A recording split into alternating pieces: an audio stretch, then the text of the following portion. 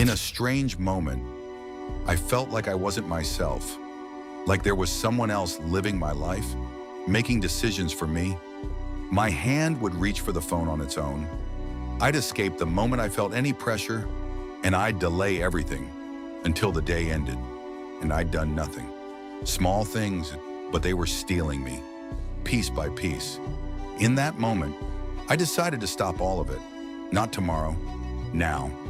And maybe that was the dumbest and hardest decision I've ever made. In the first 24 hours, my mind was screaming. Everything inside me wanted to go back, like I wasn't quitting a habit, like I was breaking an addiction.